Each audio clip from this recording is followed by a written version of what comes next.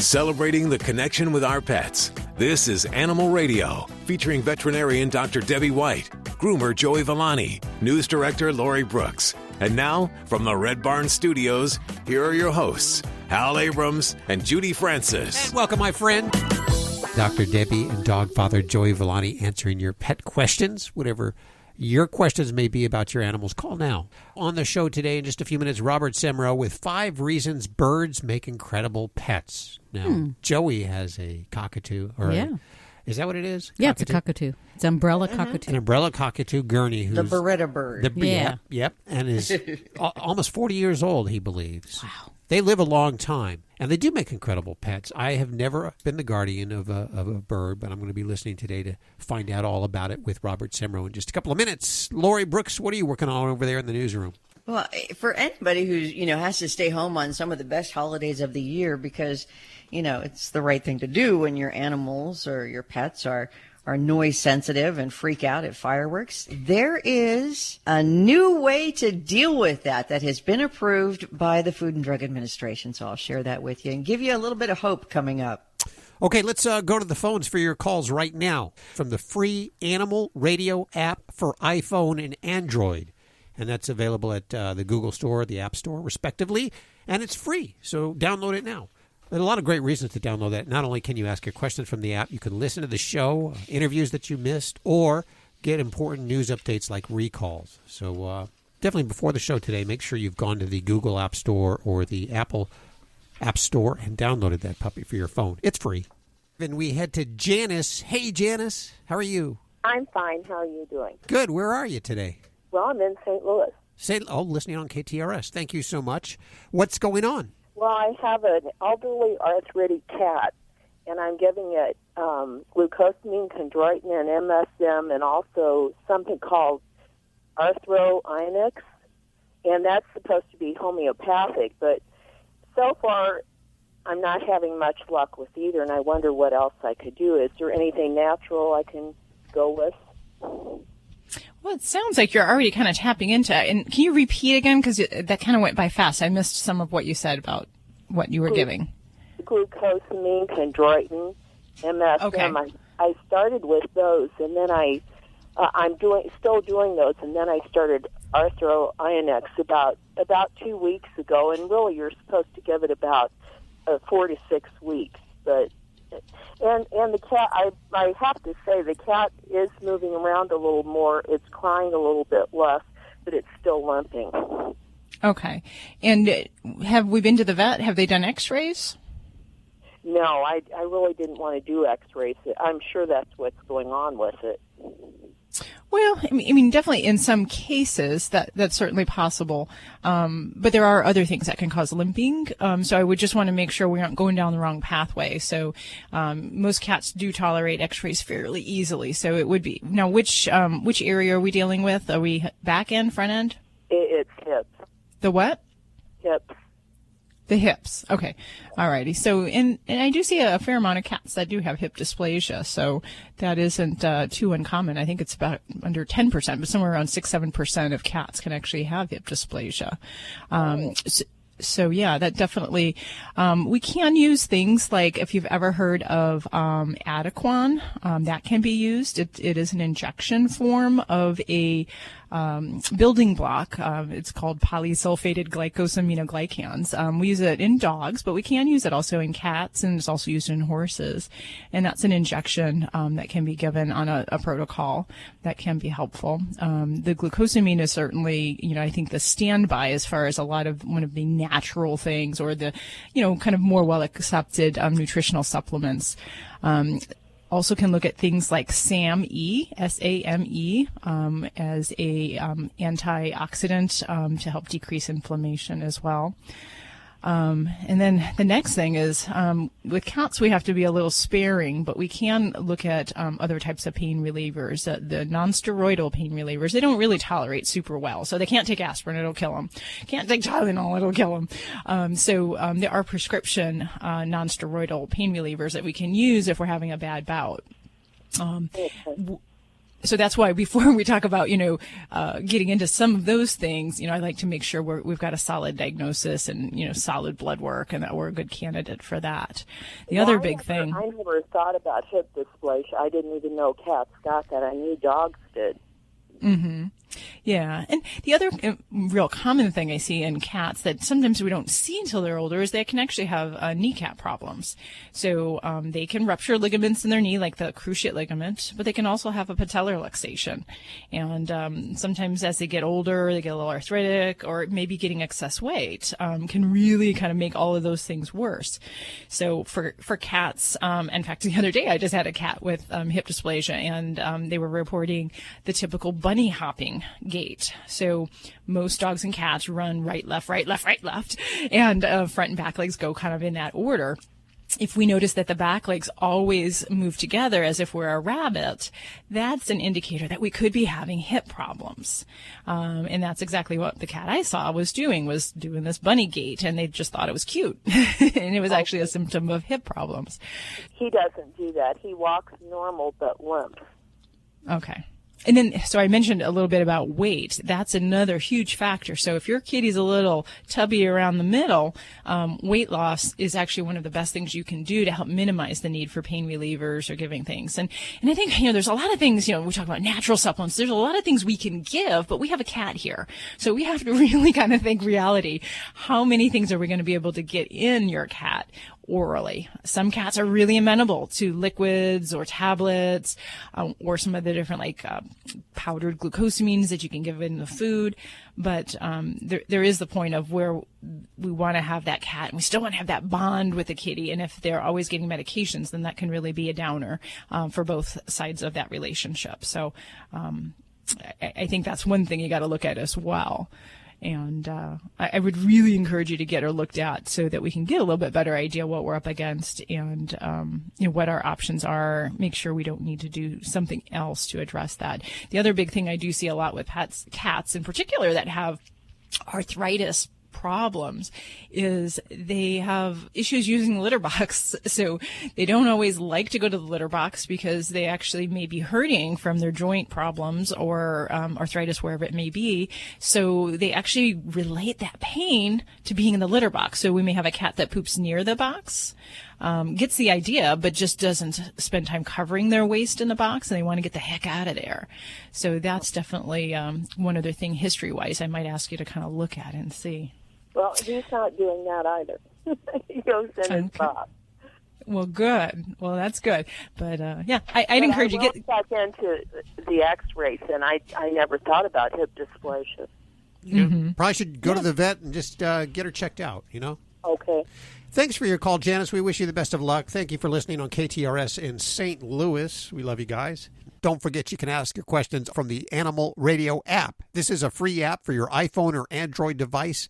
Please download it now. Also coming up, if you're one of those people that just dreads going to the veterinarian because your animals, you have to drag them kicking and screaming to go to the vet. They just don't want to go. They're frightened of it. Dr. Marty Becker will change that for you. He has some amazing tips coming up, which will take the pet out of petrified. And your pets will actually love going to the vet. You'll want to be listening up for these tips. If you have an animal with any kind of anxiety whatsoever, he has some great ideas. Just around the corner right here on Animal Radio. Well, Animal Radio is underwritten by Red Barn. That, of course, is your dog's favorite treat company. Now in the kibble business with the first 5 ingredients featuring real animal protein. This meal is sure to satisfy your dog's carnivore cravings because your dog loves meat. And, well, Red Barn loves your dog. Visit redbarn.com and use the promo code ANIMALRADIO for 10% off your purchase. That's redbarn.com with the promo code ANIMALRADIO. And thanks, Red Barn, for underwriting Animal Radio. You're listening to Animal Radio. Call the Dream Team now with the free Animal Radio app for iPhone and Android. Hi, it's Alan Cable. 33% of us pet owners talk to our pets on the phone with the answering machine when we're away. 62% of us sign letters and cards. So it looks like it's coming from both you and your pet. 79% give their pets holiday and birthday presents. 50% of those actually throw birthday celebration parties. And 17% of us sometimes dress our pets. You've probably heard about the Labradoodle that looks like a lion. Are you serious? Oh, yeah. Listen to some of the 911 calls. And there was a lion that ran across the street, a baby lion. Lion, a baby lion. Had the mange and everything. Here's his owner. I tell people he's a lab lion. When people see Charlie the dog walking, they really freak out. I've seen him literally dive through the window to get in the car thinking a lion is after them. Oh, this stuff's fun. We all love to humanize our dogs, don't we? Give them human emotions. I was at soccer on Saturday, and this guy comes up and says, "Can I pet your dog?" I said, "Sure." He commences to acting like a nut. "Oh, you're a good boy. You're just such a good boy." I said, "Dude, come on. You're going to get him all wound up." And I've taught him he needs to be calm. Here's the irony. He tells me he noticed how calm and mellow and well-behaved my dog is. I said, "Then why are you trying to juice him up like that?" I said, "Buddy, you got to be calm when you pet a dog. Just mellow. You don't want to act like his head is the Hope Diamond." Of course, he doesn't get it, or he doesn't want to get it. And here's more irony. He tells me he's got dogs and he doesn't believe in ever putting them on a leash. And he says, "You know why? Here's why. Would you want to be on a leash?" I already know the answer, but just for the heck of it, I ask him, "Do you bring your dogs out?" He says, "No, of course not. I can't bring them anywhere. I can't control them. They might knock down a kid or an old woman." Of course, he doesn't hear what he's saying. I said, "Look, my dog is here with me. I take him lots of places. People don't even notice him. They're happy to see him. Kids can come up and pet him. And he's not locked up in the house all alone by himself." And the reason for this is because he knows the rules. Knowing the rules makes him calm and happy. He knows what I expect of him. And he always gets to come along because of that. Anyway, if you want to pet a strange dog, ask permission and then be mellow about it. Fido Friendly Magazine presents the 13th annual cross-country pet adoption tour. Get your licks on Route 66. Along with media sponsor Animal Radio, the tour travels down America's favorite highway from Los Angeles to Chicago, stopping at shelters along the way to support adoption events. With the help of companion sponsors, the tour has helped place over 14,000 pets into new forever homes in the first 12 years. Log on to FidoFriendly.com to find out where the tour stops near you. And who knows, you just might find your new forever friend. Attention sports fans, now you can watch every football game you want all season long without leaving your home with Dish for about $50 a month. Compared to your cable bill, you can save almost $600 a year. Call right now and sign up for Dish and watch every football game you want. With Dish, there are no boxes to pay, plus get free installation as soon as tomorrow if you call now. And with Dish Anywhere, you can watch your favorite sports and channels on your smartphone, tablet, or laptop. Be one of the first 100 orders right now and get a free voice remote. Don't miss a single football game all year long and save a ton of money. Get a free voice remote and free installation as soon as tomorrow. But you gotta call All American Dish right now. 800-380-4452. 800-380-4452. 800-380-4452. That's 800-380-4452.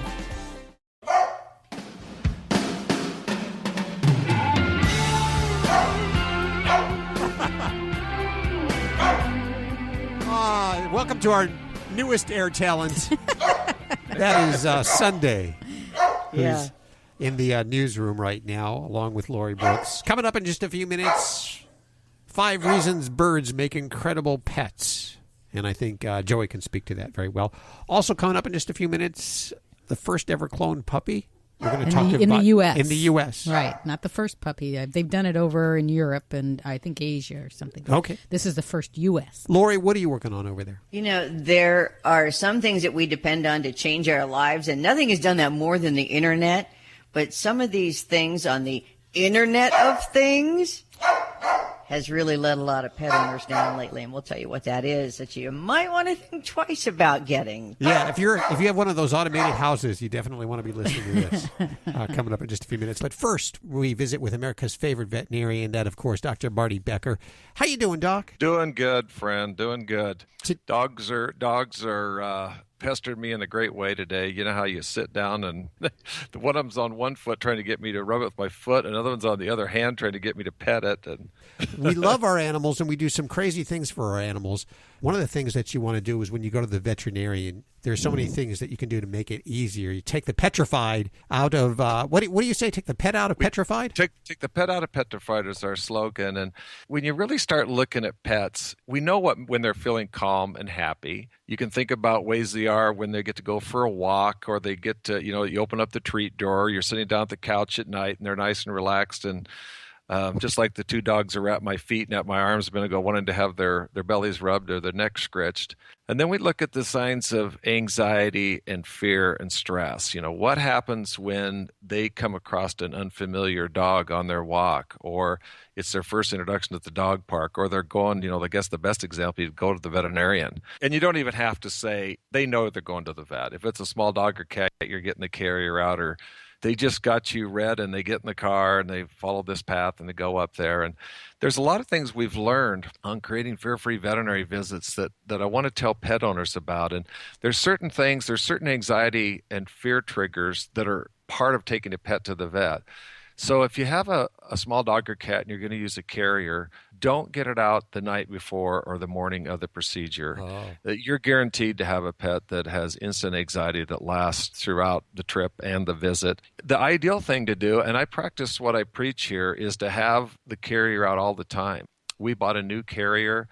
It's more attractive. The old the ones you see at the airport, that were now they're nice colors. They've got these cool air holes, and we call it fun furniture. So it's out all the time. It just happens to be their home, away from home. So they get used to it before they go to the vet. So it's not like a symbol of going to the vet or somewhere bad. It just is like furniture they see all the time, right? Exactly. And lots of good things happen in there. So you get new toys, you put them in there. You get a tasty kind of new food or treat, you give it in there. And also, if you have small children, you let them know, listen, that's the place that's off limits. That's their safe house, where you don't bug them when they're in their house, when they're in their little den. And then you want to start about a week out. If this is a wellness visit, you want to start a week out with your preparation. So it's going to involve pheromones. Okay. In pheromones, you want to get a recommendation of your veterinarian of a brand, because there's pheromones that sound the same, look the same, they're not the same. So get a recommendation from your veterinarian of the pheromone that we know are clinically proven to work. So you start this magic carpet ride of pheromones. It's literally go from a pad you put in the carrier, a towel, and then it goes in you have the pheromones in your car, and then they're going to find it at the clinic. There are some natural chill pills, we call it. They're nutraceuticals. Some are green tea extracts. Some have things that are from milk casein. So like when the bitch or the queen nurses puppies or kittens, there's something in the milk that causes them to relax. And they do that for two reasons. One, they don't want them all there clawing everybody to death when they're nursing. But secondly, they want to be able to calm them down when predators are around. So there's some natural products, also compression garments like thunder shirts. So if you're going to do the chill pills, you'll start the magic carpet ride of pheromones. You start the chill pills a week out. And then when it's time to go, don't do it with dread. Do it with either neutral or your happy voice, your kind of go to the dog park voice. And take the vehicle. I don't know how hot it is where you're at right now. It's about 95 degrees where I'm at today. You don't take a dog from 70 to 95. So preheat or pre-cool the car to the temperature that they're accustomed to. Okay. And then don't baby talk the pet on the way in. So you're going to have this pet hungry. You're going to withhold food for, like the night before, like you do for surgery. So it responds better to food rewards. Put it behind the back seat on the floor or in the very back if you have a little SUV like us. You want to cover it with a sheet or a small towel to reduce visual stimuli. And the very best thing you can do, go on iTunes and download one of the songs from Through a Dog's Ear or Through a Cat's Ear. This music is actually paced to be at their resting heart rate for a dog or cat. And if you do those things, bring it in hungry, start the pheromones and the chill pills a week out. Don't baby talk it, play the music, cover the thing. You're going to arrive with a pet that's like it's had 3 glasses of wine and a Valium. They'll love going to the vet. They'll want to go to the vet more often. And I got to tell you, that music that you were talking about is also very calming and soothing for humans, too. You know what, Hal? This is amazing. I practiced last Thursday, and twice I got, how you typically go out of the exam room and you walk somebody up to the front counter, just for them to check out. Yep. this never happened before. I walked out and went up to talk to him about a dental supplement, because most people don't brush their pet's teeth. So I said, listen, here's some enzyme impregnated rawhide that I recommend you feed. I turned around and the pet owner wasn't there. I looked back, and they were trying to drag the dog out of the exam room. And and that happened another time. That never, ever happened before Fear Free, but the pet was looking for other food rewards in there. So rather than running out of the exam room, they couldn't drag him out of the exam room. So that's when you know you've won. These are all amazing tips, and we're going to put them over at the website just in case you missed any of them or if you tuned in midway over at animalradio.com. Taking the pet out of petrified, we thank you so much for doing that, Dr. Marty Becker. Thank you, friend.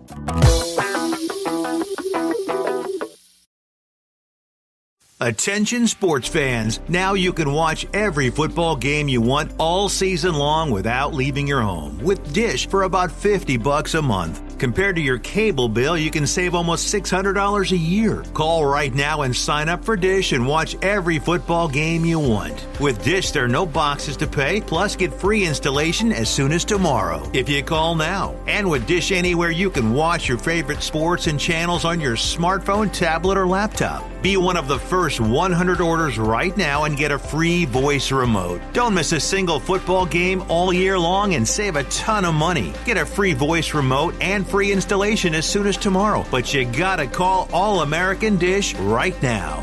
800-380-4452. 800-380-4452. 800-380-4452. That's 800-380-4452. This is Animal Radio. This is an Animal Radio News Update. I'm Lori Brooks. The Internet of Things, as it's called, may be touted as the next huge thing in technology. But those Internet-connected solutions designed to make your life easier can, on the other hand, cause some pretty huge problems, as a lot of pet owners recently found out when PetNet, that's an Internet-connected feeding app, experienced a big server outage last week, and that left a lot of pets hungry for hours. And that, as you can imagine, left a lot of pet owners very upset.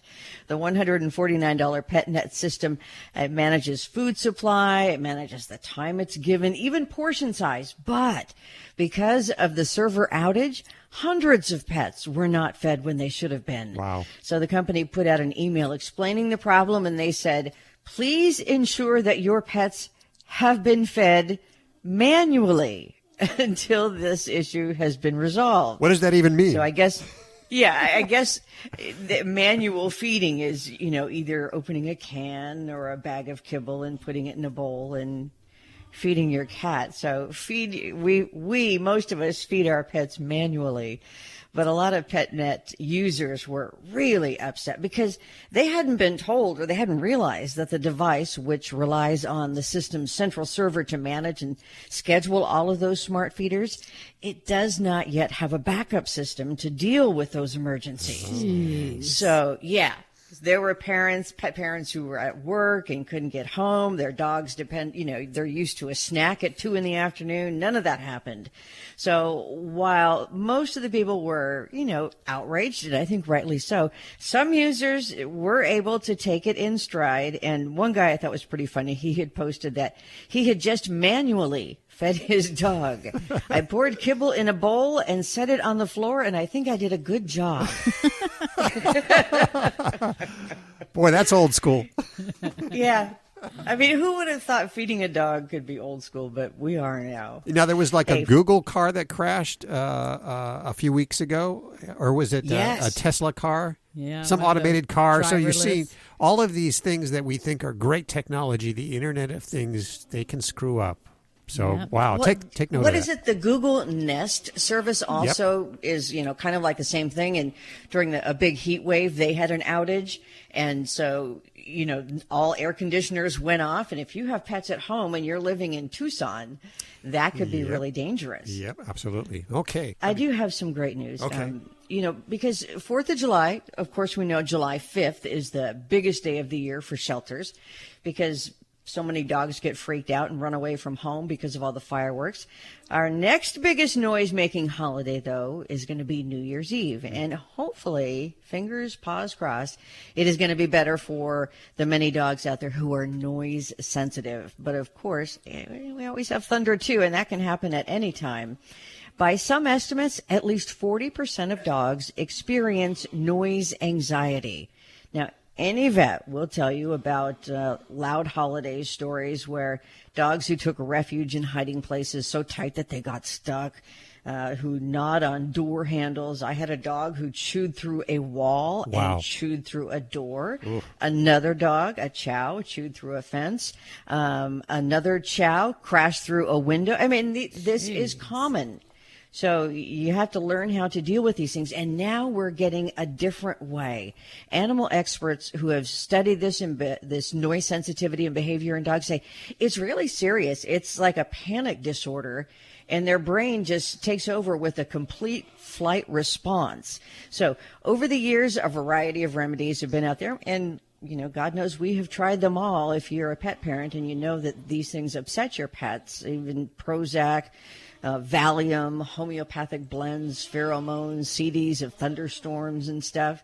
There is, however, a new drug. Last month, the FDA approved the first drug to treat canine noise aversion, and it is called Sileo. And what Sileo does is it inhibits norepinephrine, which is a chemical in your brain associated with fear and anxiety responses. The new drug is actually a micro amount of a medication which is approved for vets to use as a sedative for minor procedures. It's a flavorless gel, and it's measured in a syringe, and that is squeezed in between the dog's cheek and gum and absorbs within about 30 minutes. And they tested this on several hundred noise-sensitive dogs. I believe it was tested in Australia, somewhere overseas, but they don't have 4th of July, so they tested it on 2 consecutive New Year's Eve with fireworks. 75% of the owners who used it rated the dog's response to their dog was either good or excellent.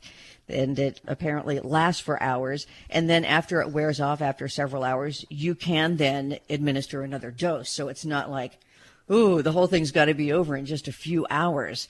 Sileo's main side effect, and that was in about 4 or 5% of the dogs, was vomiting. Not good for that. But, I mean, at least there's something out there.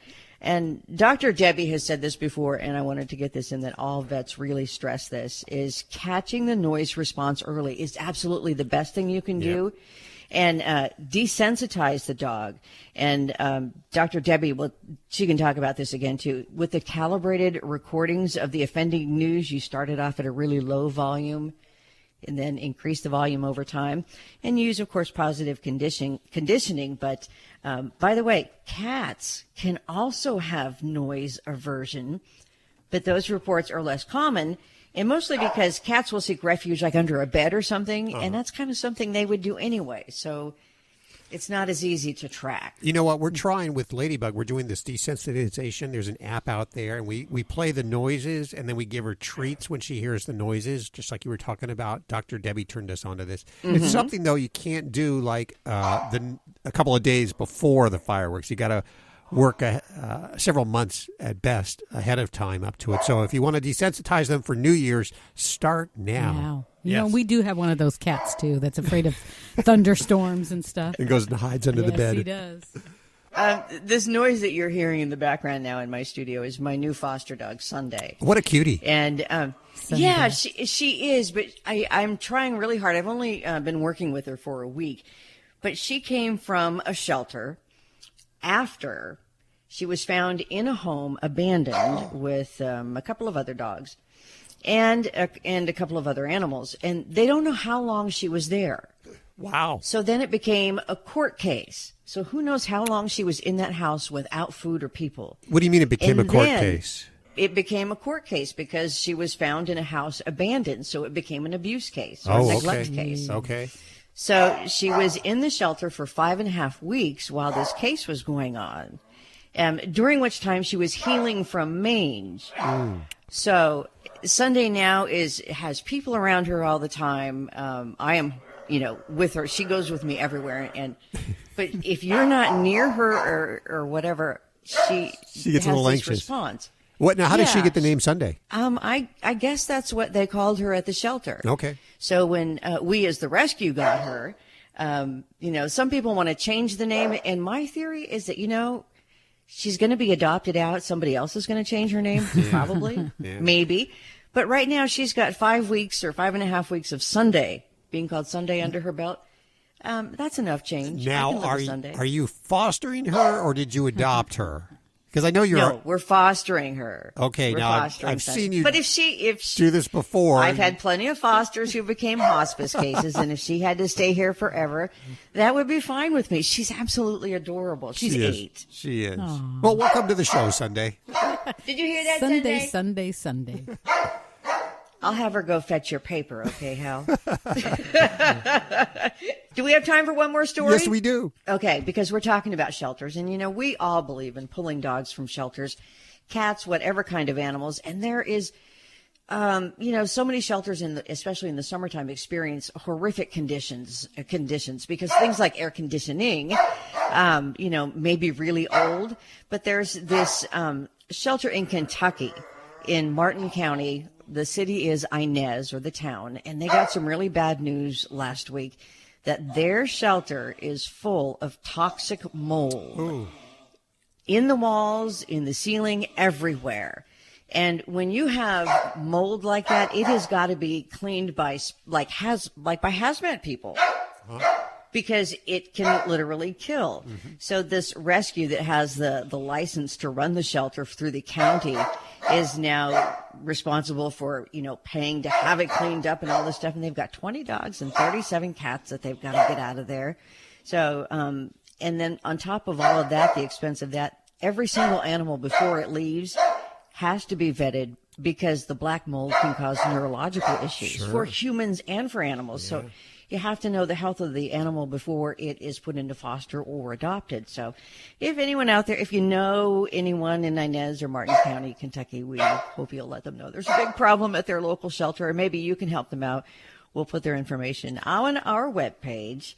I'm Lori Brooks, and you can always get more breaking animal news anytime at animalradio.com. This has been an Animal Radio News Update. Get more at animalradio.com.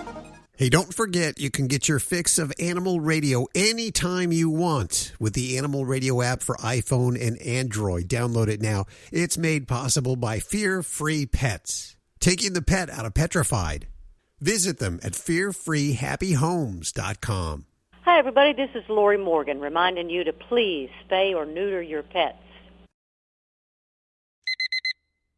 Airlines have just lowered their prices even more. Book 30 days in advance and save big. Want the absolute lowest prices on your airline tickets? Then call the Low Cost Airlines Travel Hotline right now for prices so low we can't publish them anywhere. The only way to access our low rates and save up to 70% is to call. Save hundreds on your vacation tickets by calling right now. You can fly anywhere in the world and pay discount prices on your airline tickets. Book a flight today to London, Paris, Madrid, or anywhere else you want to go. And pay a lot less guaranteed. Call the International Travel Department right now at Low Cost Airlines. 800-958-5306. 800-958-5306. 800-958-5306. That's 800-958-5306.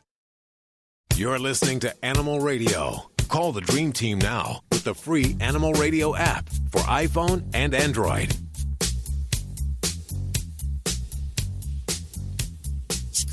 Yeah, I think one of your bedazzled sequins fell off your stethoscope there. I don't want the dog to eat it. Pardon me. Dr. Debbie answering your vet medical question. Let's hit the phones. We have Ann on the phones. Hi, Ann. Hi. How are you? I'm fine, thank you. Where are you today? I'm in Clovis, California. Oh, near Fresno. Lovely Fresno. Right, yes. What can we do for you? I have a question, and it's possibly if dogs could be allergic to black mission figs. And I'll be real brief. I have a little miniature rat terrier, weighs about 10 pounds, 2.5 years old, Very, very active. Last Monday we noticed, or 2 weeks ago Monday, we noticed she was dragging her back leg a little bit.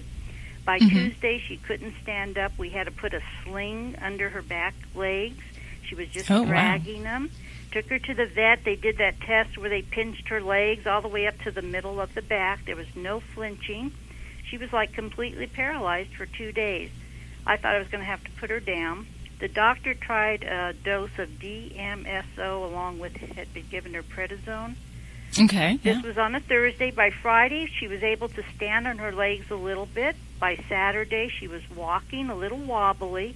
By Sunday, she was running and chasing the dog along the fence. Now, is there a possibility? Because a year ago, we almost lost her, and it's exactly a year ago, and they never could find out what was wrong with her then, but she just didn't eat. She was listless and dehydrated and everything. Okay. And you're concerned about the figs being a possible cause of that? Possibly, or else could she have had, the vet said he took x-rays. There was nothing that jumped out at him, but possibly a ruptured disc or a dislocated disc, but could she recover that quickly? Well, possibly, yeah. Really? And when we talk about disc problems in dogs, it's a spongy little cushion between the bones right below the spinal cord. So if one of those very suddenly impacts the spinal cord, causes a lot of pain, can lead to sudden paralysis, some pets can respond very quickly and very favorably to steroids, such as prednisone or dexamethasone. So that's possible. And there are some more obscure things that can cause maybe a temporary paralysis. But if with that therapy that he prescribed, she improved, I would actually have some faith perhaps that we may have a bad back and, something to watch for in the future, because a lot of pets can go on to have future episodes with their back. Whether or not that year prior that was related to that, I don't know. But some pets with early back problems will be uncomfortable. They just don't act themselves. They may be grumpy even and not necessarily show signs of paralysis. So, I can make a case for that perhaps. Generally, I can tell you figs are pretty harmless to dogs unless they eat lots of them, and then you get nice mushy poops. Okay, but I thought possibly because it was exactly almost to the day a year ago we had a problem with her, and they never could figure out what was wrong with her, and I thought, is it possible? But so then we're looking at a disc, probably a back problem. Very likely. And, I can make some really weird diagnosis out there. There are some types of, moldy foods that can actually cause they have basically a mycotoxin, a type of a fungus that is toxic to the neurologic system. So some pets can have that if they get into old dairy products, garbage, even some old nuts sometimes. Things like that can cause those problems. So that's a possibility, but that's kind of a far stretch. And usually we have some pretty good information that a pet's kind of gotten into some things they shouldn't to cause that. So yeah, I would definitely be sure that with your rat terrier that we're watching things that can be signs of back problems, reluctance to jump up and down, and just make special accommodations. Be ready that if we do have future back things, this is definitely not a pet we want to be very athletic, jumping off high areas in the home. So we use a little extra caution, maybe even use a harness, for walking purposes. So that would be my guess there, Ann. Okay. Like I said, I was curious, but it's unbelievable. I mean, we were looking at little doggy carts on the internet and even thought possibly we're going to have to put her down. Well, I'm glad it turned out like it did. I mean, that's to make a recovery like that is great. Unbelievable. And thank you very much for your call today. You're listening to Animal Radio. Call the Dream Team now with the free Animal Radio app for iPhone and Android. Alan Cable, it's time now for you and your dog. Want to hear that? Yeah. Who's the cute fuzzy little... Who's got the fuzzy... Who's got the cute little fuzzy... Oh, your nose is so wet. Oh, yes, it is. Oh, yes, it... No, off the table. Good baby. You want a treat? Mommy loves you. Mommy loves you. Woohoo! No, I'm going to scratch the special spot on your tummy to make sure little leg kick. Oh, yeah. I love that part. And now, Times Animals Interrupted news reports. Here's a kitty that decided to jump on the news person's shoulder while she's reporting. Oh, my goodness. That's a way to start a Thursday, Nicole. Here's a weather guy at the zoo in Australia when a pelican decides to bite him on the bottom. What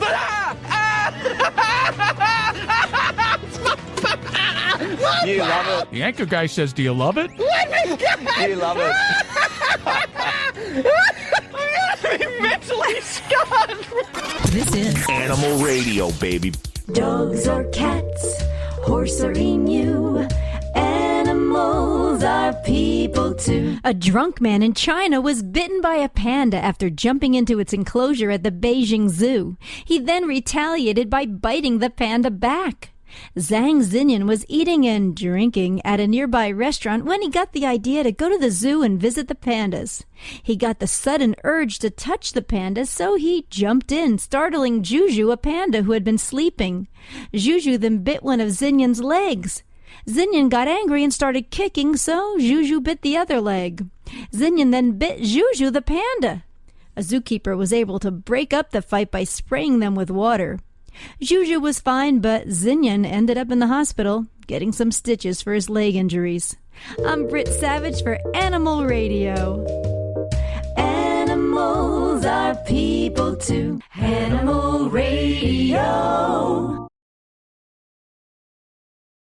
Start your dog's daily dental routine with Red Barn's new dental treats, Chewables.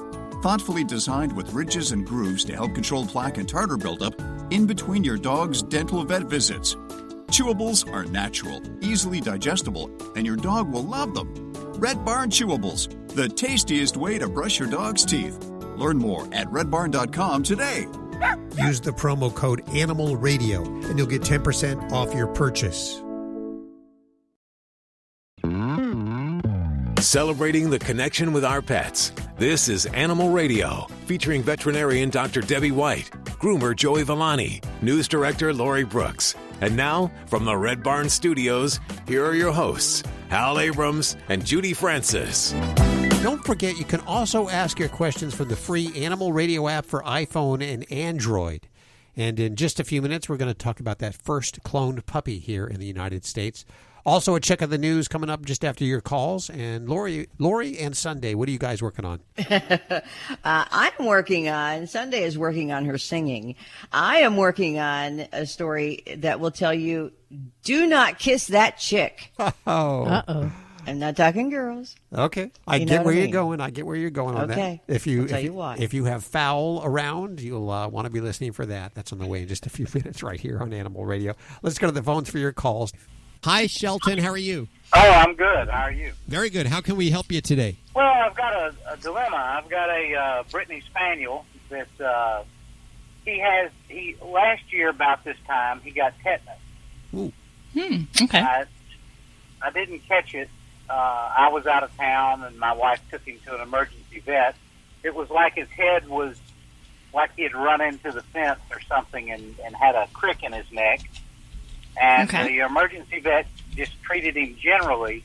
And then by the time I got home a week later, I saw the sardonic smile and, he was having tremors and what have you. And we got him back to the vet and got him on a good antibiotic. Okay. It seems to be recurring every now and then, although we've had him on antibiotics for 2 and 3 months at a stretch at times. The next one. Okay. That's a little strange. So, it is. And I've read all I can read about it, and I understand that, the toxins bind to the nerve endings or something. So, so what happens is, he still has the tremors occasionally, and it gets worse occasionally. Okay, yeah, that is kind of unusual. And having a relapse on the. Can you have a relapse on tetanus? Not typically, no. And just to back up for a minute, with tetanus, we kind of know that in the human world as lockjaw. And it's basically the disease is caused by a bacteria called Clostridium. And we see that where there's a puncture wound. This little organism lives in the soil, so if there's some kind of wound that gives it an entry into the animal's body, then we can get this problem. It's not terribly common. We never see it in cats, rarely in dogs. So you're in an unfortunate situation here with your little baby because it really isn't all that commonly seen. Now, I got to ask you, when this first happened originally, was there a wound? Was there some kind of puncture that we could identify within about a week or two before this? No, we couldn't find anything. Okay, because it really is very unusual. Most dogs with tetanus, once we get them on a good antibiotic, a good penicillin or metronidazole, they have that initial treatment, and it may last about 7 days. Some lingering effects maybe for a month, but after that we should be done and over with. There shouldn't be a sustained problem. Now, in up to almost 25% of the cases of tetanus in dogs can actually be from something like a foxtail wound. And if you are seeing an on-again, off-again problem, then that might be something I would direct you to make sure we're really looking very hard, because those kind of wounds are very small. Sometimes they can be a chronic wound between the toes, in certain areas, but there really shouldn't be an easy explanation that I could tell you why tetanus would reoccur unless we have still have a festering wound of some sort.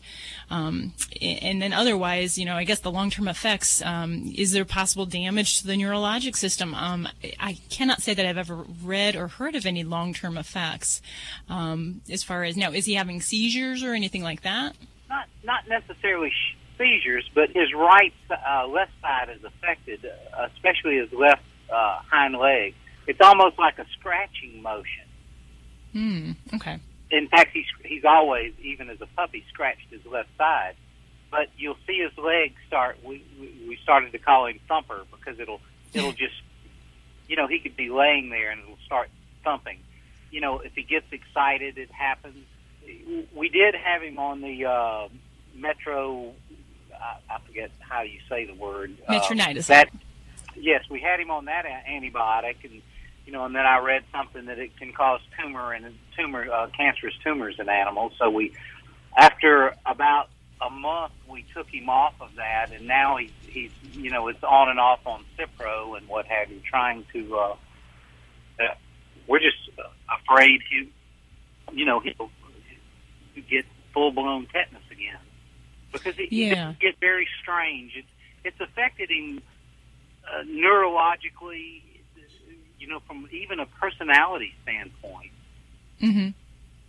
But the foxtail, I don't know that, I guess we have it, but, he's always in our backyard. We rarely take him out in the field anymore. Sure. And, occasionally it's more when we're battling a dog that has the tetanus actually active. Sometimes we will use like muscle relaxants, such as methylcarbamol. So something like that I can see. But yeah, I'm just a little puzzled as why we're having more of a long-term thing here with your baby. Unless, we've got some other little kind of a seizure disorder, or something else going on, if we did sustain some damage to something in the back end. So I'm going to kind of scratch my head here a little bit, Shelton. And as far as I'm assuming your vet's working diligently to try to figure this out, but it might really warrant kind of looking at that area on his spine a little bit more and really looking for any evidence of a chronic wound or any kind of area where we could explain that this happened from. Our vet has only seen 2 cases in 30 years. Yeah, it's not common. It really is not. And fortunately, animals are fairly resistant to the effects of tetanus. And in a lot of cases, some of these wounds that they sustain, we notice them, we treat them, they get on antibiotics. So it's not always a concern or a cause of alarm. So you've got an unusual baby there, Shelton, and I wish you the best of luck with him. Hopefully we'll find some results and get our baby back to normal there. So best wishes to you, and thank you for calling. Let's hit up John. Hey, John, how are you doing today? Hey, I'm good. Thanks for taking the call. What's going on? Just a quick question. I have a 10-year-old dog. She's got a little growth a couple of weeks back that looks like a little sty or a wart or something on her left lower eyelid. But it doesn't interfere with her blinking or anything like that. I'm just wondering if that's something I need to check out. Yeah. Now, what kind of doggy? I'm sorry? She's a mutt from the pound in Flagstaff, Arizona. I got her off the res, and I'm told she's Coyote mix. Okay. And is the lump, is it on the inside of the eye, on the outside? What area coming in from the nose to the side? On the outside. Okay. Well, lower eyelid. The good majority of little masses along a dog's eyelid, they tend to be benign growths. And of those, they most commonly are a type called a meibomian gland tumor.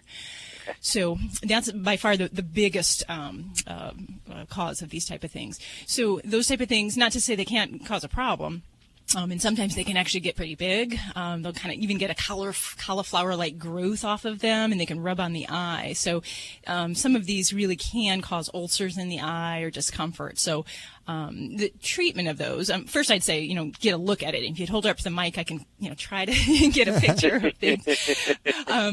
But getting a vet's eye on it is a big thing, because sometimes there are types of lumps and bumps that get us a little bit more excited. If they're pigmented, kind of a black color, sometimes that gets us a little bit more concerned, because we can get melanoma, a more serious tumor that occurs on the eyelid. And then some types can be a little bit more destructive to the area, like squamous cell carcinoma. People are aware of that because of the sun-related issues. So that for dogs too can occur on the eyelids. So that's my argument. Would they zap it off and test Sometimes. it, or what would they? Yeah, so when we have an eyelid tumor, pretty much we have to remove those type of things with a pet under anesthesia. And I get that question all the time. Can you do it with my pet awake? No, not going to happen. Not many dogs will sit for that. So from there, but yes, we can do a couple things. We can, if it's large and it goes into the lid, we might do kind of like a V-shaped wedge. So we take out a little wedge of the eyelid and sew things back up. If it's small and doesn't seem to go very deep, then yes, we can kind of cauterize that either with an electrocautery. At my office, we have a laser that we use, and that helps to kind of ablate the tissue or just kind of destroy it on the surface. So that technique can be used for some of the smaller or less serious ones. If we're worried that it's a more serious tumor, we're going to probably go for that V wedge, because we want to get nice, clean margins and solve that problem for the long haul. But how much can you tell by looking at it? If I brought her into the office, could you look at it and say, it looks like this or it looks like that? In some cases, yeah. Usually, but I would say just because the great majority of these type of tumors are meibomian gland tumors. And, the breed sometimes gives us some clues, because we know that there are some dogs like poodles, Cocker Spaniels, collies that tend to get these benign eyelid tumors a little bit more frequently. So if we've got that, there's sometimes a little bit of the odds game we can play to help. And that may not help your situation since you have a mixed breed dog. But potentially. I was wondering whether or not to make an appointment, so it sounds like I should. Yeah, absolutely. I would definitely encourage you. And, it could be something we can handle pretty simply. And just sometimes a little bit of, monitoring, watching, and waiting is acceptable for these type of things.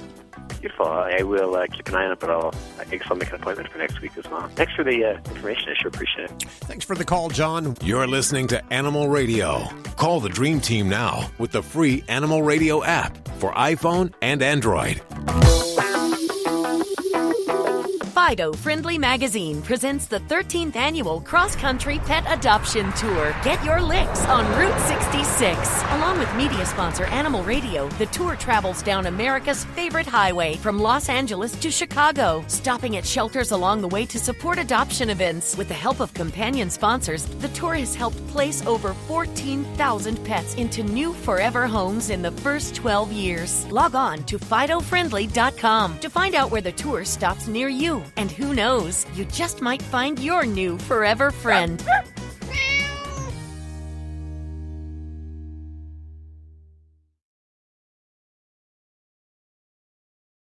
Your dog loves meat. That's why they'll love the new line of Red Barn dry dog food.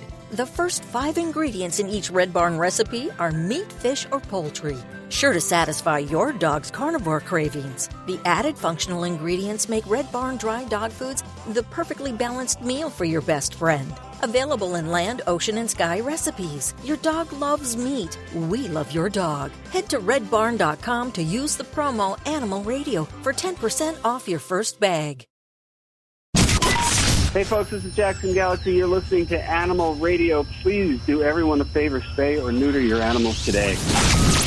You're listening to Animal Radio. If you missed any part of today's show, visit us at animalradio.com or download the Animal Radio app for iPhone and Android. It's Animal Radio. Celebrating the connection with your pets, and we sure do love talking to you. You can call us just to check in, or if you have a question about your pet's grooming or your pet's health. We have Dr. Debbie over here and Dog Father Joey Villani to my right, and Lori and Sunday. Sunday is a brand new foster, hopefully not a foster failure, but a foster dog. Lori's into the bulldogs, and I got to tell you, Sunday is one cute bulldog. She's adorable. So what's happening this hour? Talking about one of our favorite breeds of dogs. What is one of the favorite breed of dogs that is being bred, truly being bred into oblivion? Ooh. I'll tell you.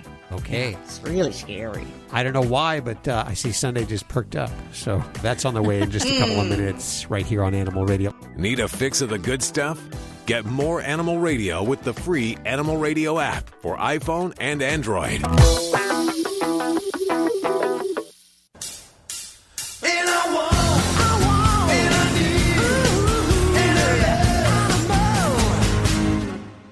Vinny Penn, the party animal, coming back at you. And I'm going to stay on the cat issue. Last installment, I tackled the cat people. I'm going to do it again. I was at a friend's house the other night, just moved in with a new girl. And we're sitting there. We're sitting at the kitchen table, having a couple of beers, having a good time. All of a sudden, her cat just hops up on the table. It's just allowed to just walk across this table. I've heard of this before. I've heard of certain cat owners who are like, the cat can do whatever it wants. It's allowed to walk right across the counter and step right over your sandwich, for God's sake. I know she would have French kissed the cat if the cat came up to her and was so inclined to slip that sandpaper tongue into her owner's mouth. But I'm just sitting at the table, and it's like, do you wipe it down afterwards? If you guys throw a bag of chips here, is this cat going to be allowed to, walk right by me and plug right into the bag and have as much food as it wants? The worst part is, this girl's got a kid. The kid came walking into the room, and she said, "Don't come in here tracking your mud off of the sneakers." Now, let me get this right. This animal that has just been pleasuring itself and doing who knows what else around the house and down in the basement and in the wall and wherever else can walk across the area where you eat your breakfast, lunch, and dinner. But your son can't walk into the kitchen with his shoes on. What is going on with cat owners?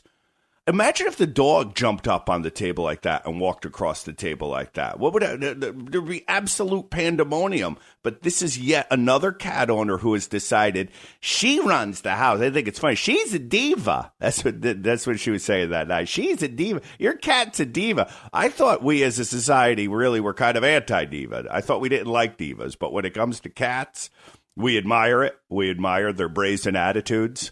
I won't be back to that house for a bite to eat. And if I will, I'm going to be the guest over there wearing latex gloves when Monday Night Football starts up. I don't know. Maybe I'm wrong. I'm Vinny Penn, party animal, Animal Radio. Hello, Animal Radians. It's Robert Semro, your Pet World Insider, here with this week's Animal Radio list. 5 reasons birds make incredible pets. It's no secret that birds are intelligent and are increasingly becoming popular as pets and companions. Those who have had the privilege and joy of having a bird as a companion will sing their praises if given a chance. There are so many wonderful and beautiful varieties and sizes of birds in the pet world, I thought I'd share 5 reasons birds make incredible pets. To begin with, birds are very intelligent. They're able to learn from, bond with, and interact with their owners. They're playful and can greet you with the actual words, "Hello, Rob, how you doing?" When's the last time your dog or cat spoke to you in actual words, made uncanny remarks at the most inopportune or maybe perfect time, and can carry on actual conversations? Okay, maybe the conversations are a bit repetitive, but still, how great is it to hear from your pet, "I love you"? Next up is the advantage that they're easy to care for. They require minimal grooming and are naturally very clean and hygienic animals. They take pride in themselves and will preen themselves daily to keep their feathers shiny and clean. They require little space, little food, and can get by with a little time when time is short in supply. It's also easier to clean a cage once a day than multiple cleanups for dogs and cats. Another advantage is that they do not need much space to live in. While a bird cage with more space is always more desirable, many get by with minimal space. So if you're someone who doesn't have a lot of space or time, a bird may be a perfect pet for you. Bird toys are also another easy thing to provide for them. Birds are able to make almost anything into an item of interest and play. Next, birds are fairly easy to train. Their intelligence and curiosity make them willing, eager, and very capable learners. They do love to interact and please. Combining all of this makes them much easier to become well-trained and extremely entertaining members of the family. Remember that birds are beautiful. They have different features and habits that will certainly keep you entertained and engaged for a long time. Next up is that they also don't eat as much as other pets. They literally eat like birds. In addition to pellets, seeds, and other prepared bird foods, many birds enjoy appropriate fresh fruits and vegetables. This leads us to the importance of knowing what things can be toxic to them, as they and their systems are much smaller and more susceptible. Finally, most birds stick to a regular schedule that, when followed, provides predictability and a healthy environment for you and your bird. So if you're thinking about a bird as a pet, do your research and know that you're possibly making one of the best friends you'll ever have. Also, remember to check out the local and regional bird rescues for adoptable birds that may be available. Share your pet bird stories and tips on our Animal Radio Facebook page. Hi, this is Dean Koontz on Animal Radio. Please spay and neuter your pets. Okay, yeah, so puppy pads are convenient, but sometimes they're really gross. That's why Ladybug, the Animal Radio studio stunt dog, uses the Brilliant Pad self-cleaning puppy pad. It seals away the waste and replaces the dirty pad for us. Brilliant Pad keeps the Animal Radio studios smelling fresh. In fact, all we have to do is replace the roll once every few weeks. And let me tell you, that's pretty fast and easy to do. I love it, and Ladybug gives it 5 paws up. You can learn more about this amazing machine over at brilliantpad.com. This is an Animal Radio News Update. I'm Lori Brooks. Judy, I thought about you when I got this information not too long ago. Uh-oh. Because, more than 600 people, they say, have gotten sick just this year so far in outbreaks of salmonella traced to pet chickens or pet ducks kept in backyard flocks. Chickens. And you take care of some chickens, don't you? Yep. Yes. Your neighbor's chickens? Yeah. The health officials are warning us that as tempting as it might be to nuzzle up to cute little fluffy chicks and ducklings, that owners of poultry pets really need to rein in that affection to protect themselves from becoming really sick. 45 states have already reported outbreaks of salmonella linked to poultry in backyard flocks this year, according to the CDC. And that breaks down to more than 600 people who have been infected, about 140 of them hospitalized. So it is really serious. And the CDC says this is the largest number of illnesses linked to live poultry on record. So they're not sure exactly what's going on or how it's happening, but you really need to be careful about it. And if you have kids, really make sure that they are especially careful, because as many as 1/3 of these infections of salmonella, because of chickens and ducks, have been in children under 5 years old. Just remember, all live poultry, all can carry salmonella bacteria. Even if they look healthy and clean, you just don't know. So here are some of the steps that you can take to avoid it. Do not kiss, as hard as it is, because they are sweet looking. Do not kiss chickens and ducks. And don't even put them close to your face. Always wash your hands well with soap and water after handling any feathered pet. And again, don't let kids under 5 handle or touch chickens, ducklings, or any other kind of live poultry without adult supervision. Now, I wonder if the increase has to do with more and more people are now bringing chickens into their backyards. Yeah, I mean, more than ever. I could go down our street right here. We live in a pretty metropolitan city, and there's many, many houses that have chickens now. Yes, they do. I would bet you're right. But what about Yurik and Monique? Oh, Yurik, the Frenchman, and Monique. The Frenchman and Monique. Yeah, it's hard to tell. Boat. Hard to tell there. There is a new study out on what could be, and this is heartbreaking, the demise of bulldogs. They are so cute. The English Bulldog is one of the most popular breeds in the world right now, but believe me, being a popular breed does not always do favors for that breed. The reason that they're saying is, people love the childlike appearance and behavior of bulldogs, but all of these past alterations in body type and behavior, which were needed to create the bulldog look that we see nowadays that everybody loves, has required so many physical changes way beyond what their, original bulldog ancestors of years ago looked like. Now, all of these changes have occurred over hundreds of years, but these changes are now becoming faster and faster, bigger and bigger over the last decades. And they say, popularity does not equate to health, and there have been increasing pressures on breeders, or some people, depending on which side of the debate you're on, greeters, to moderate the physical extreme changes that now affect the breed and its health. However, but by approving health by breeding in changes that would positively impact the health of bulldogs, they say that because the dog has gone so far from what it was originally intended to be, that it may no longer be possible. They may not have the genetic pool available within the dogs to change it back to healthy. There's not enough diversity. So what breeders or greeters should do to seek to improve the breed now, they're going to have to outcross to other breeds, although they're not recommending who or what. But the results of this research does indicate that the bulldogs have lost a huge amount of genetic diversity from all of the highly focused selection for specific desired physical traits, like those big eyes, the big heads, and the loose skin. But it all comes at a cost. Yeah. What are some of the problems they have? I know, at least I would imagine, they're bronchocephalic. Is that what they call that? Brachycephalic. They look like they've been chasing parked cars, but that causes breathing problems. Is that correct? Breathing problems, among their many other problems. And plus, aren't their heads so large that the mother can't usually pass them during the birth canal, that they have to have a cesarean? Exactly. Their heads are too big to pass through the mother, so they have to have C-sections. Some, who just grab a pair of dogs and breed them don't have C-sections, but it pretty much is mandatory.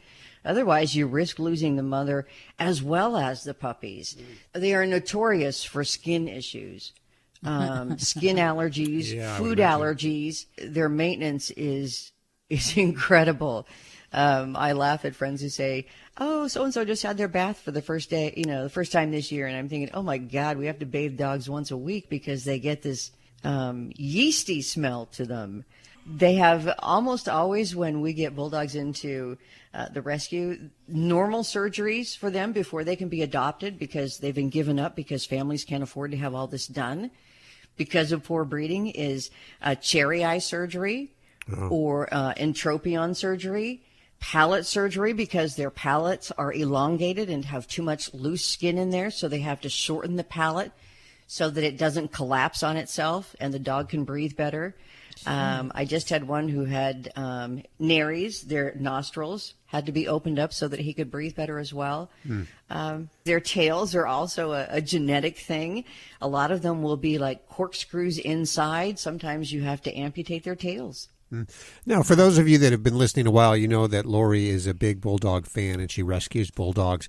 Would you recommend a bulldog for somebody that wanted a bulldog? Honestly. My honest to God truth bottom line, if you can afford it and if you don't mind all of the work that's associated with keeping them clean, happy, and comfortable. Okay. Do the research. Yes, absolutely. Right. Exactly. Please do the research. Okay. Because they are so cute, and that's what happens. People don't do the research. They go out and buy one. Then they start with these mounting vet bills, and you can't afford it. You don't have the time. It's not fun. It wasn't what you signed up for. They end up in rescue. I've heard that's one of the most expensive dogs to keep. It is. Yeah, it's really sad. But they're expensive puppies to buy, usually around $2,500 to $4,000. It probably all has to do with money, right? Ultimately, why they're being bred like this. That's where the term greeters is coming from. Greeders.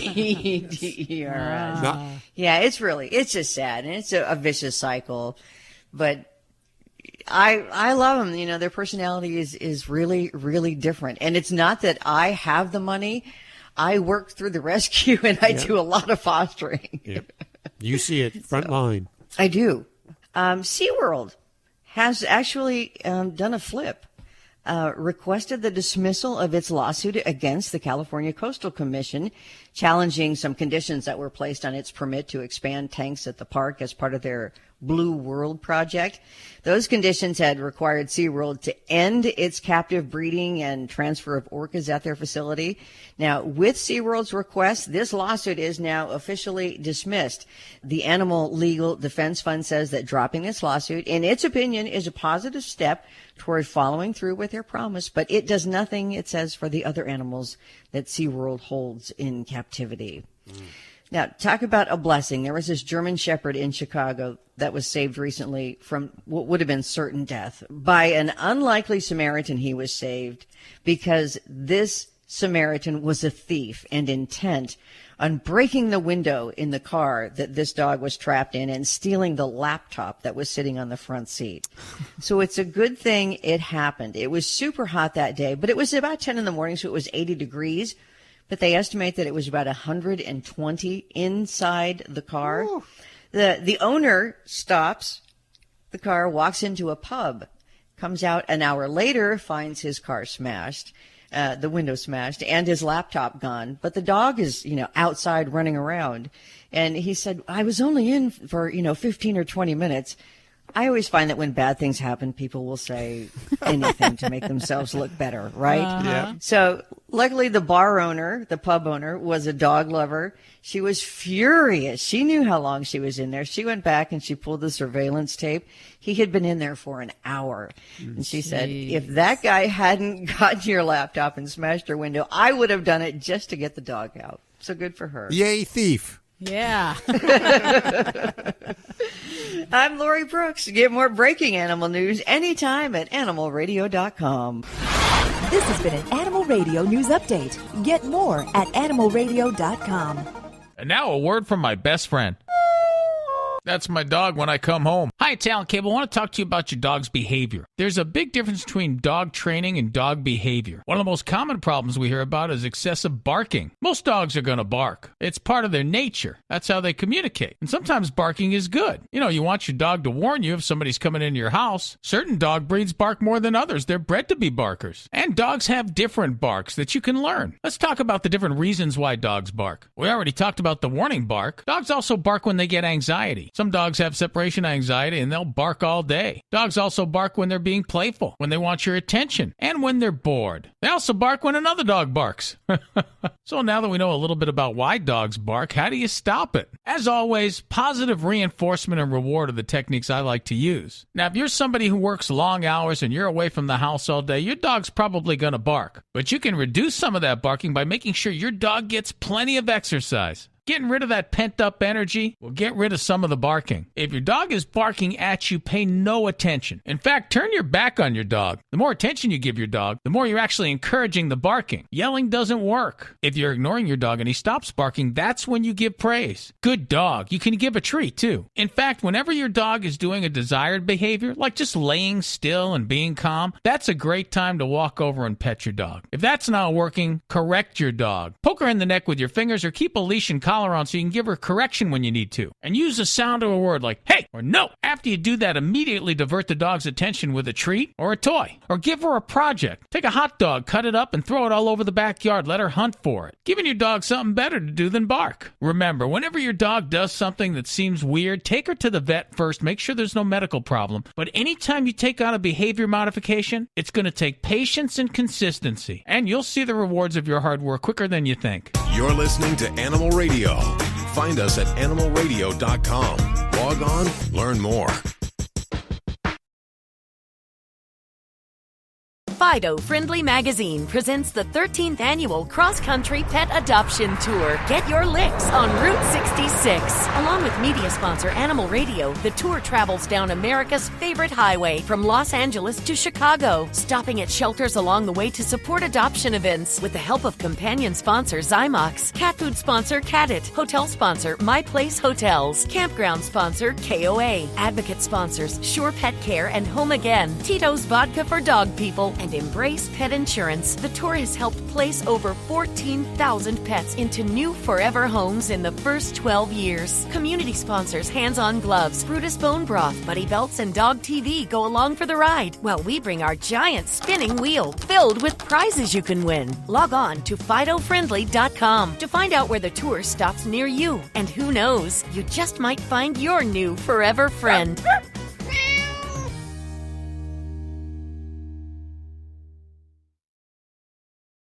This is Animal Radio. Let's see. You know who we have on line 3 is Stephen Rowley. Hi, Stephen. How are you doing? Hi, how are you? Very good. I haven't told the audience about you yet. You are an author. This is your first book, right? Yes, that's correct. I've written a novel called Lily and the Octopus. It's my first book. And correct me if I'm wrong. I heard rumor, and I'm trying to see if I remember, you got like $1 million up front before ever writing this book and never having any previous books. Well, something like that. I did write the book on spec without an offer, and Simon & Schuster, who published the book, did read it, and they were quite generous with me. But I did have to write the book first. But that's an incredible journey that you've made, and it's incredible. Author, it's an amazing book. It's quite a sort of Cinderella story, if you will. It's really quite amazing. When I sat down to write this story, it's very much a novel, but I did have a dog named Lily, a dachshund, who I had since from her puppyhood until she was almost 13 years old, and she succumbed to cancer. And I am a writer of other sorts. I've been a screenwriter, and I've written for newspapers and things like that. But I was really surprised by how sidelined I felt by grief after losing this friendship. And so I just sat down to write, never expecting fully to write a novel or to even see something published. But I just started writing to sort of help me heal and understand that loss. It was cathartic for you. It was very cathartic, and I think, I tried to just be as emotionally true to what I was feeling, and somehow that really seems to be resonating with readers. Okay, the book is called Lily and the Octopus, and the octopus in this book is metaphorically a tumor. Is that correct? That is correct. She had a brain tumor, and so when I sat down, my goal was to write about attachment and loss, and there was something about the metaphor of an octopus, something that has tentacles and can have a sort of literal stranglehold on you, that I thought served that well, that sort of talked about how difficult it can be to let go when it's time. I think you did an excellent job. I couldn't put the book down. I thought it was great the way you described it. You took the reader with you on it, and we were there, and I could just picture this tumor on Lily's head, and I think it was a really fantastic book. Thank you so much. And for a book about sort of loss and grief, it is not hopefully without humor, and it's a real celebration of an entire life and our relationships with our pets. Was Lily your first pet?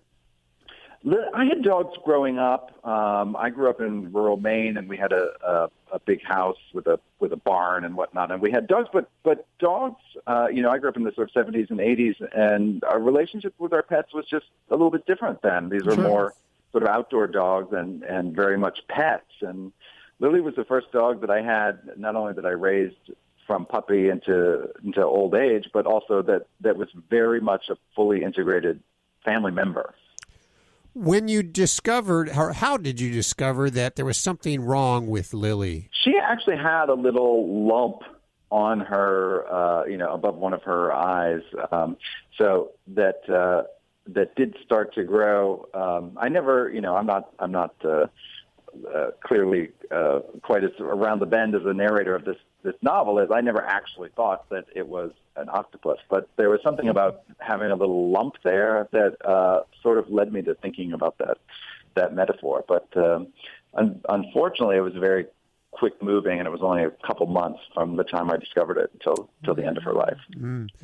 Do you have a new pet? Do you have a new dog? I do, yeah. I have a rescue dog named Tilda. She's a terrier mix who had, when it came time to getting another dog, I knew sort of intellectually I have a good home, and I was being perhaps selfish and not providing a dog in need with a good home. So I was ready to open the house, if not 100% my heart. And she had been, someone shot her up pretty good with a BB gun. And she lost an eye and had several broken ribs and whatnot. So she was ready for a safe place to live, if not 100% ready to trust new people. So we did a delicate dance around each other at first, but we are good friends now. Well, it's very tough when somebody loses a pet. Obviously, you don't want to replace that pet, but it's very tough to get another pet because you feel that you're going to go through that loss again. Yeah, it's true. And there is a little, there is a fear, what if she was too much like Lily? Would I resent her for that? And then there was a little bit of fear too. What if she's not at all like Lily, and I have trouble attaching to her. But, each relationship with a dog is unique and provides its own love, Is there any advice you'd give somebody who was on that cusp of, just losing an animal and shy of getting a new animal? I would not shy away. I just think that the people who love animals, there's a special kind of bravery about these people. And I love that, we love these animals fully, knowing that they don't live as long as we do, but we love them fully anyway. We lose them, we grieve, and many of us get to the back of the line and sign up to do it all over again. And I just think that is a special kind of human being. And, that's my tribe. Those are the people I love. Absolutely. It's a great book. In fact, I have 10 copies to give away right now to listeners. If you're not lucky enough to get on through, head on over to Amazon or your local bookstore, if it still exists, and ask them for Lily and the Octopus, the author Stephen Rowley. Visit his website at StephenRowley.com. Thank you for hanging with us today. We certainly appreciate it. Stephen Rowley. Thank you so much. My best to you and your listeners. We'll put links to everything you've heard on today's show over to AnimalRadio.com. Well, let's get on out of here. What do you say? And let's go walk our fish and our birds and all of our kitties and, the dogs, too. If you need your fix during the week, download the free Animal Radio app for iPhone and Android. It's a free download. Check it out right now. And we'll catch you back right here next week for more Animal Radio. Take care. Bye-bye. Bye. Sunday and I are going for a walk.